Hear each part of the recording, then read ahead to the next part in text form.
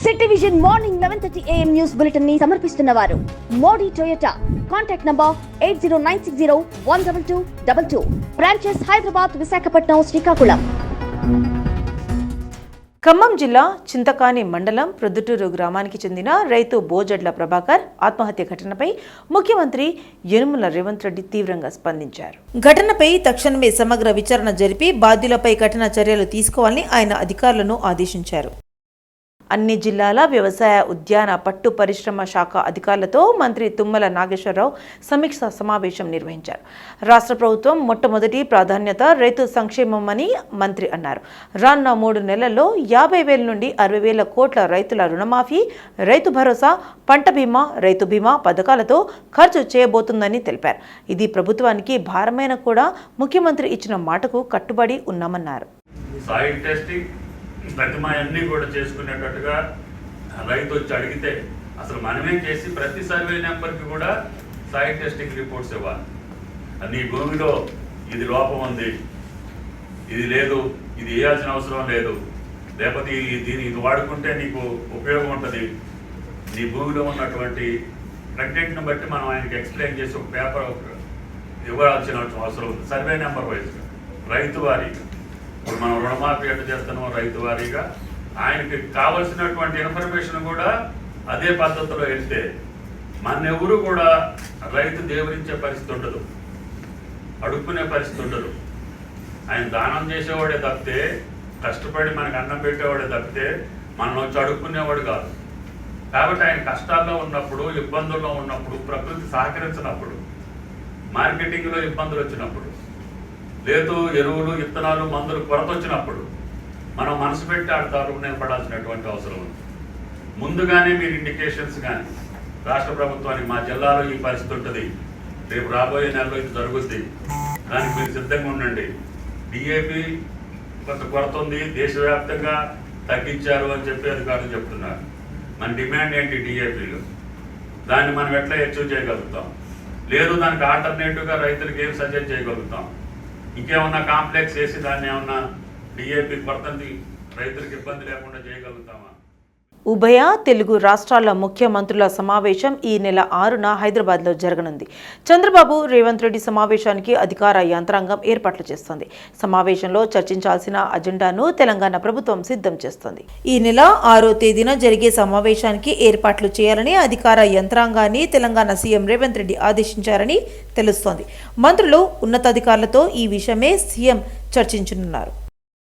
7 నెలల కాంగ్రెస్ పాలనలో గ్రామాలను నిర్లక్ష్యం చేశారని మాజీ మంత్రి హరీష్ రావు ఆరోపించారు. బీఆర్ఎస్ ప్రభుత్వం గ్రామ పంచాయతీలకు నిధులు ఇచ్చిందని, దేశానికి ఆదర్శంగా తీర్చిదిద్దిందని గుర్తు చేశారు. స్థానిక సంస్థలకు ఎన్నికలు పెట్టే ఆలోచనలు ప్రభుత్వానికి లేదన్న ఆయన స్థానిక సంస్థలకు ఎన్నికలు నిర్వహించి నిధులు కేటాయించాలని డిమాండ్ చేశారు. చాలా పంచాయతీల్లో పారిశుద్ధ్య కార్మికులకు జీతాలు ఇవ్వడం లేదని ఆరోపించారు. మలేరియా, డెంగ్యూ, వైరల్ ఫీవర్స్తో ప్రజలు చాలా బాధపడతా ఉన్నారు. ఈ ప్రభుత్వం వచ్చిన 7 నెలల్లో గ్రామ పంచాయతీలకు నయా పైసా కూడా విడుదల చేయలేదు. ఆ రోజు కేసీఆర్ గారు ప్రభుత్వం ఉన్నప్పుడు పల్లె ప్రగతి కింద టంచన్ల ఎట్లయితే ఉద్యోగస్తులకు జీతాలు పడ్డాయో ప్రతి పల్లెకు కూడా జనాభా ప్రాతిపదికన నిధులు ఇచ్చాం, పట్టణాలకు నిధులు ఇచ్చాం. ప్రతి నెల పల్లె ప్రగతి, పట్టణ ప్రగతి కింద గ్రామ పంచాయతీలకు, మున్సిపాలిటీలకు బీఆర్ఎస్ ప్రభుత్వం నిధులు ఇచ్చేది.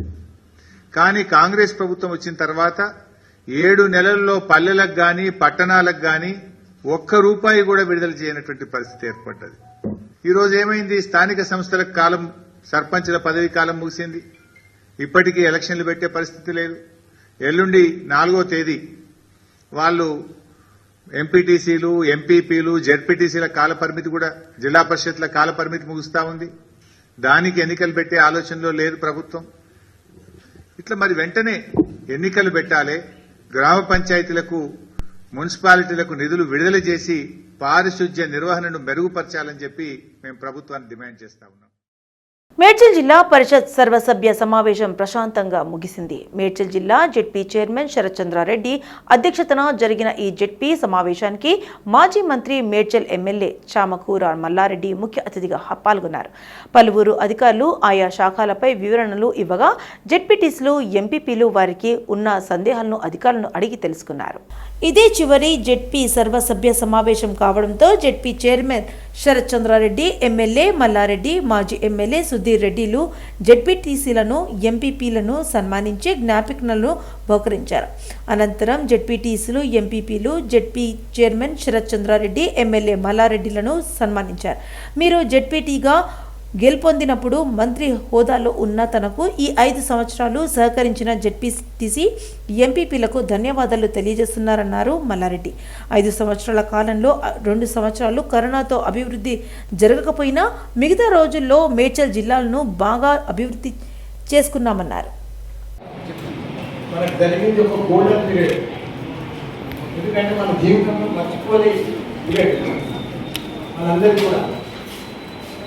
ఎందుకంటే మళ్ళా జెడ్పీటీసీలు కానీ ఎంపీసీలు అయితమో కాదు మన జిల్లాలో ఇదంతా చేసేట్లా కలుస్తుందని పేపర్లలో వస్తుంది, టీవీలో వస్తుంది. కాబట్టి మనకి ఇది లాస్ట్ బ్యాచ్ అనుకుంటుంది అందరికీ.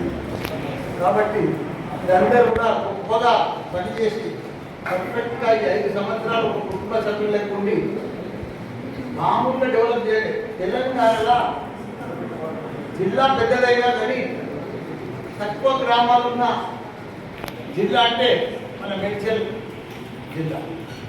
41 గ్రామాలతో మన జిల్లా ఏమన్నది. మన చాలా మటుకు జిహెచ్ఎంసీ ఉన్నది. కాబట్టి మనం అనుకుంటున్నాం కానీ మనం మామూలు పని చేయలేదు.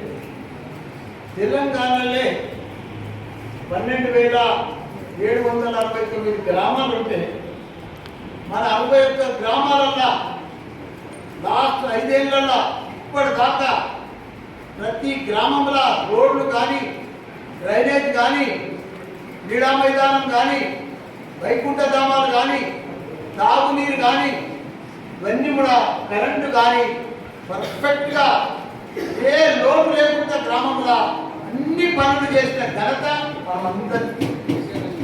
ఒక చరిత్ర మనమందరికీ. మనం చేసిన పని మామూలు పని కాదు. మన బలం మనకు తెలియదు. మనం ఎంత గొప్ప పని చేసినామో. ఇప్పుడు ఏ ఊరికెళ్ళమో సిమెంట్ రోడ్ లేదు మన ఊర్లే. Patancheru BRS MLA Mahipal Reddy Enforcement Directorate ED అధికారులు ఎదుట హాజరయ్యారు. మైనింగ్ కేసులో ఈడీ ఆయనపై అభియోగాలు మోపిన సంగతి తెలిసిందే. మైనింగ్ కేసులో మహిపాల్ రెడ్డి 300 రూపాయల కోట్ల అక్రమాలకు పాల్పడ్డారని ఈడీ అభియోగాలు మోపింది.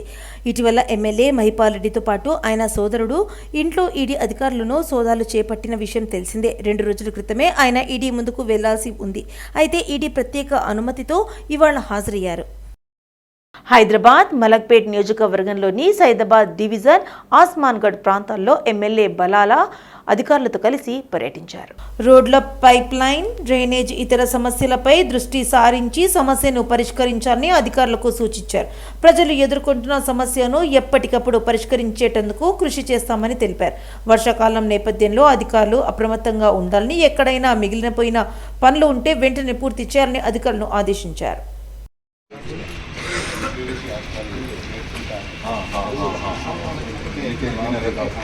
सिंगल पाइप डालना है 30,000 लेना लेके फिर ड्रॉप करना है। अरे दोबारा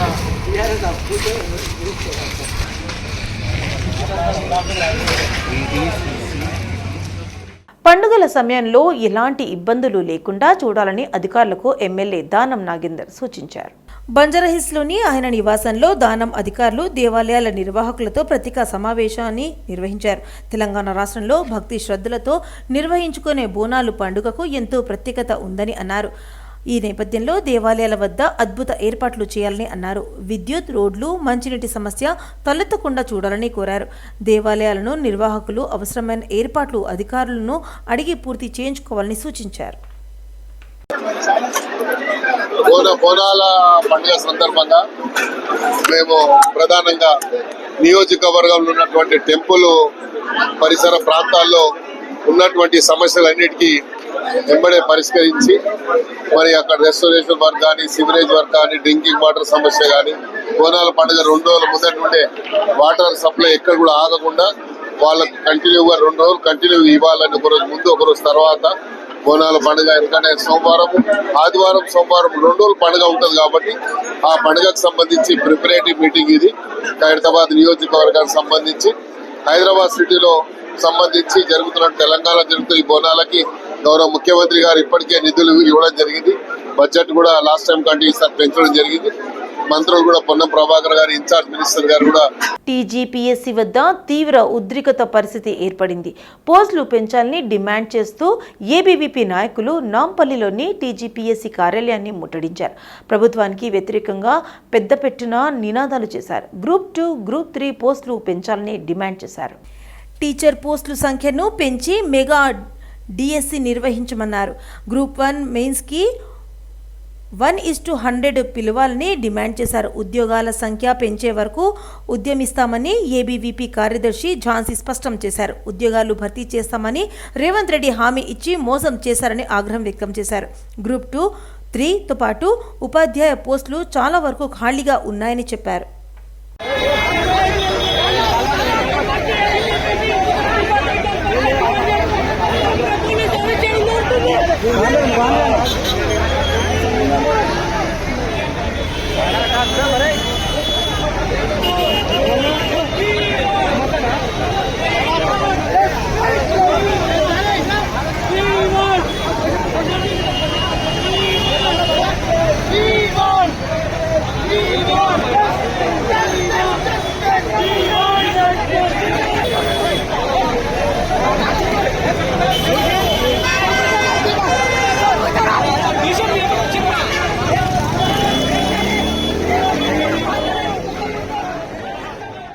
ఒక చిన్న break.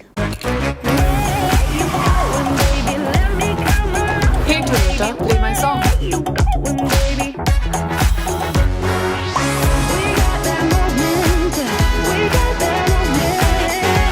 The cool new Glanza. Go hatching. Go awesome.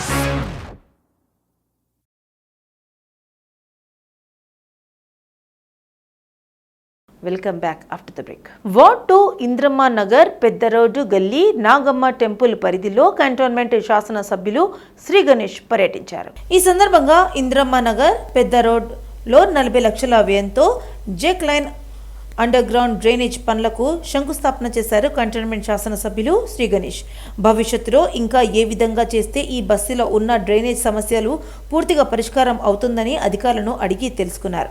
ఇప్పుడు ప్రజా కాంగ్రెస్ ప్రభుత్వం ఆ నాళాల మీద దృష్టి సారించి కంటోన్మెంట్ డెవలప్మెంట్కు సహకరిస్తుందని అన్నారు. ఈ కార్యక్రమంలో ఈ అశోక్, జహంగీర్, లక్ష్మణ్, అనిల్, మమత, రేఖ, శ్యామ్, జయరాములు, సంపత్, కార్యక్రమంలో కాంగ్రెస్ నాయకులు, యూత్ కాంగ్రెస్ నాయకులు, మహిళా నాయకులు, బస్తీవాసులు పాల్గొన్నారు. ఒక వర్క్లో భాగస్వామ్యం కావడం, ఈ రోజు రాగానే పూజ చేయమన్నా కూడా నేను పూజ చేయకుండా ఫస్ట్ ఏం చేశానంటే మొత్తం దీనికి అసలు చేస్తే ఏం లాభాలు ఉన్నాయి, దీని తర్వాత వచ్చే మంచిదేంది చెడేందని కూడా చెక్ చేసుకున్నాక పని చేస్తే బాగుంటుందనే ఉద్దేశంతో బస్తీవాసులతో వెళ్ళి ఆ నాలా దాకా వెళ్ళి చూద్దాం. భవిష్యత్తులో ఇంకా ఏం చేస్తే మొత్తం శాశ్వతంగా ఈ బస్తీలో ఉన్న డ్రైనేజ్ సమస్య పరిష్కారం అయితే ఏ విధంగా ఉంటుందని ప్లాన్ చేస్తున్నాం. ఇదే విధంగా మీ మీడియా ద్వారా యావత్ కంటోన్మెంట్ ప్రజలకి నేను విజ్ఞప్తి చేస్తున్నా. చాలా మంది ఎమ్మెల్యేలు కావాలా, బోర్డు మెంబర్లు కావాలా అనుకున్న వాళ్ళు, చాలా మంది బాధ్యతగా సొసైటీకి పనిచేయాలనుకున్న వాళ్ళు ఎవరైనా ఉండొచ్చు. వారు నా నంబర్ మీకు తెలుపుతున్నారు మీ మీడియా ద్వారా.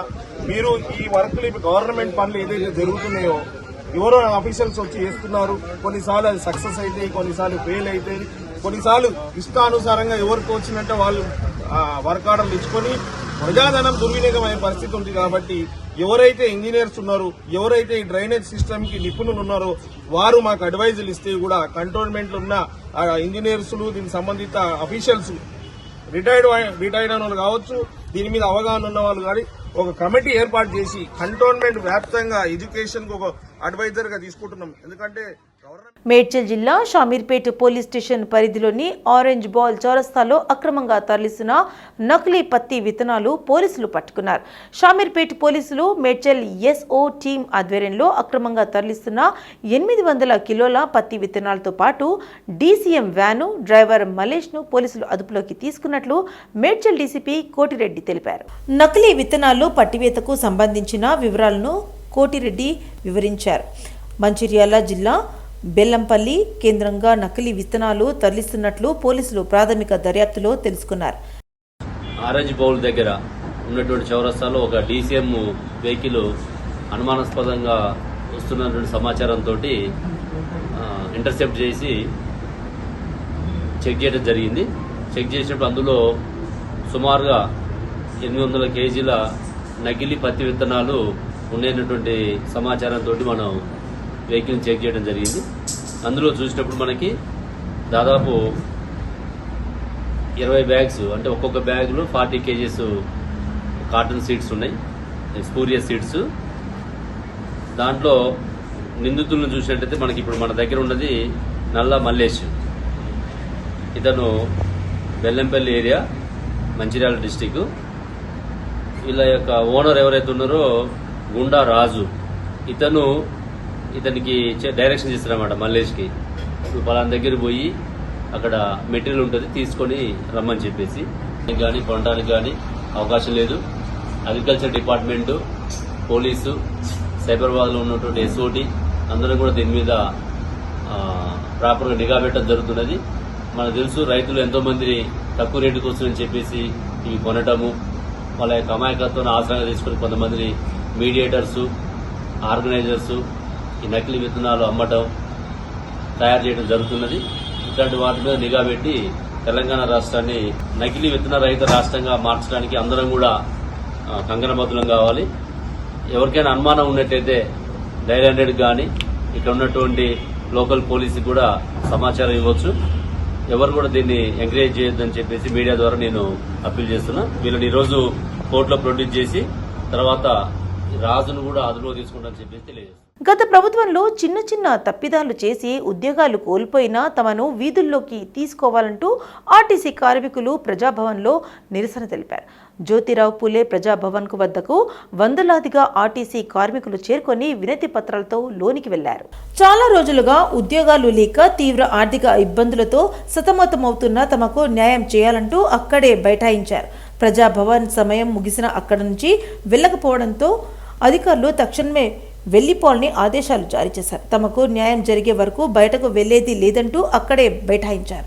అనంతరం ఉన్నతాధికారులు అక్కడికి చేరుకొని 90 రోజులలో సమస్యలు పరిష్కరించేలా కృషి చేస్తామని హామీ ఇవ్వడంతో బయటకు వచ్చారు.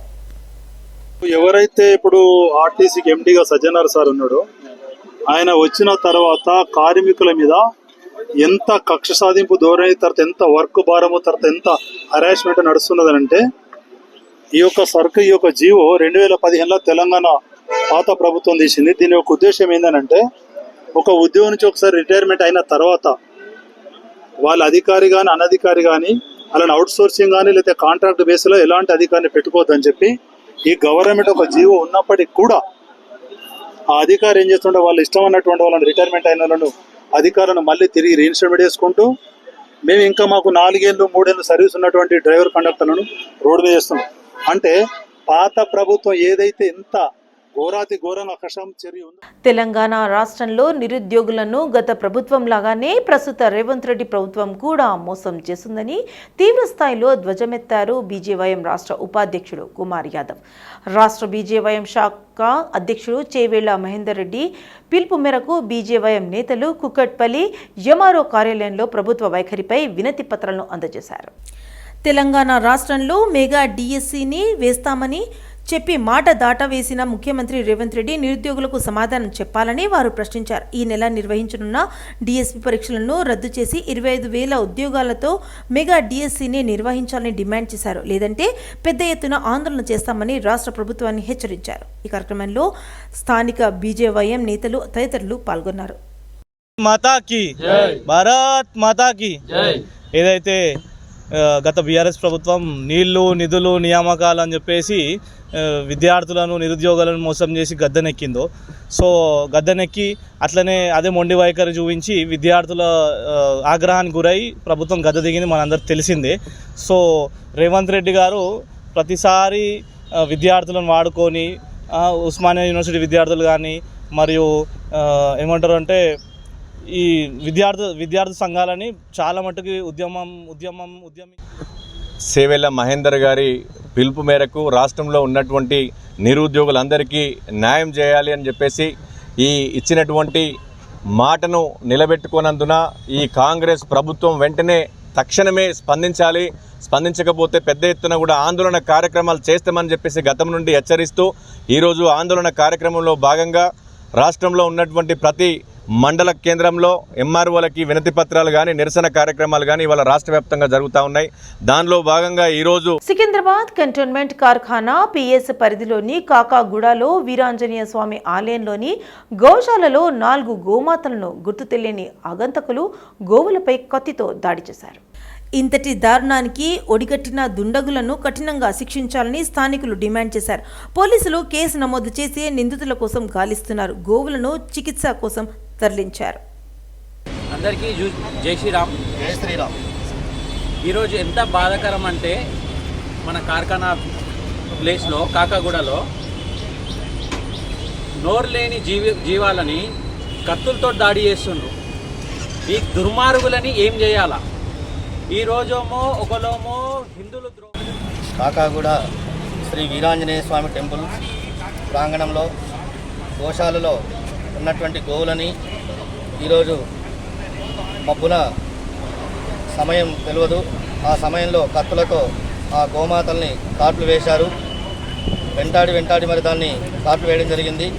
కాబట్టి ఆ విషయం మా ఆలయ బీసీ విద్యార్థి సంఘం ఆధ్వర్యంలో సుందరయ్య విజ్ఞాన కేంద్రంలోని షోయబ్ హాల్లో నీట్ పరీక్షను ఎన్టీఏని రద్దు చేయాలని కోరుతూ అఖిలపక్ష విద్యార్థి సంఘాలు రౌండ్ టేబుల్ సమావేశం నిర్వహించింది. ఈ సమావేశంలో బీసీ నాయకుడు జాంజుల శ్రీనివాస్తో పాటు ఎన్ఎస్యుఐ రాష్ట్ర అధ్యక్షుడు ఎమ్మెల్సీ బల్మూర్ వెంకట్, ఇతర బీసీ సంఘాల నాయకులు హాజరయ్యారు.